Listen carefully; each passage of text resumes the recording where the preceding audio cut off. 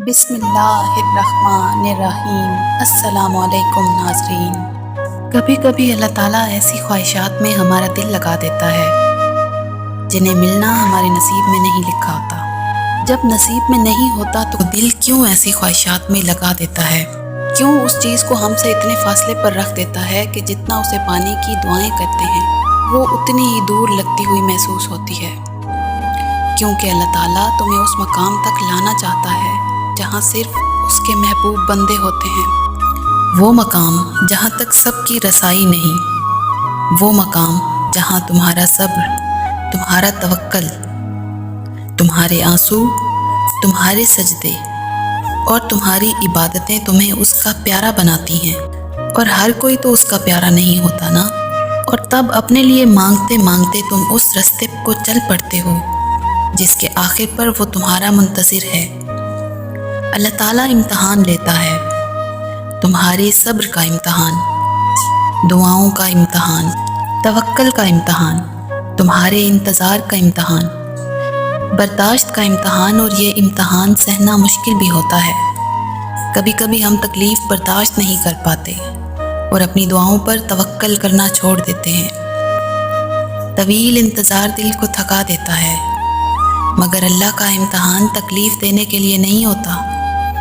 غور کریں تو معلوم ہوتا ہے کہ جب تم اس امتحان میں نہیں تھے تو اللہ سے اتنا قریب نہیں تھے جتنا اس درد نے تمہیں اس کے قریب کیا ہے۔ کیسے تمہاری دعاؤں میں خلوص آ گیا ہے، بھروسہ آ گیا ہے۔ یہ امتحان تمہارے دل و دماغ پر پڑی درد کی اس دھند کو آہستہ آہستہ مٹا دیتا ہے، اور شاید یہ راستہ ہو جو اللہ نے بنایا ہو تمہیں اپنی طرف لے جانے کا۔ کچھ دعائیں فوراً قبول نہیں ہوتی کیونکہ وہ ہمارے لیے بہتر نہیں ہوتی، اس لیے اللہ ہمارا دل ان دعاؤں سے موڑ کر مطمئن کر دیتا ہے۔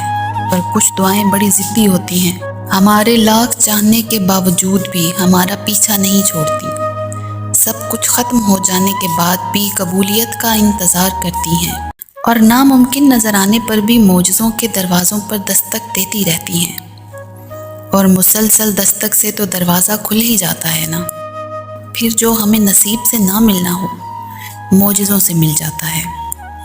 بے شک جو انتظار اللہ کی رضا کے لیے کیا جائے وہ کبھی رائے گا نہیں جاتا۔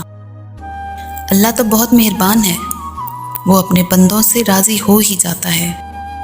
تم بس اللہ کے منصوبوں پر یقین رکھو، وہ کہانی کو اختتام سے نیا موڑ دینا جانتا ہے۔ دعائیں تو سب کی قبول ہو جاتی ہیں، مگر خاص دعاؤں کی قبولیت کا راز تو اللہ نے سجدے میں چھپا رکھا ہے، اور سجدے تک ہر ایک کو رسائی حاصل نہیں ہوتی۔ اس مقام تک تو صرف وہی لوگ آتے ہیں جن کی دعاؤں کو اللہ نے نئے سرے سے ان کی پسندیدہ انداز میں قبول کرنا ہوتا ہے۔ اللہ کی عطا کے خزانے بے شمار ہیں، وہ تو بن مانگے بھی نواز دیتا ہے، پر سجدے کی لذت سے کسی کسی کو آشنا کرتا ہے، اور جب کوئی سجدے میں گر کر اپنا آپ اللہ کو سونپ دیتا ہے تو پھر اللہ اس کے لیے کافی ہو جاتا ہے، اور اس کا کافی ہو جانا جانتے ہو کیسا ہے؟ تمہاری راہ میں آئی رکاوٹوں کی ہر چٹان کو وہ لمحوں میں گرا دیتا ہے، تمہارے چاہنے سے پہلے ہی تمہاری چاہ کو تمہارا مقدر بنا دیتا ہے، تمہاری دعا میں ہاتھ اٹھنے سے پہلے ہی دعاؤں کو قبول کر لیتا ہے، تمہارے دکھ، درد، تکلیفیں وہ پہلے سجدے میں ہی سمیٹ لیتا ہے، اور تم پر اپنی رحمت کی چادر اڑا دیتا ہے۔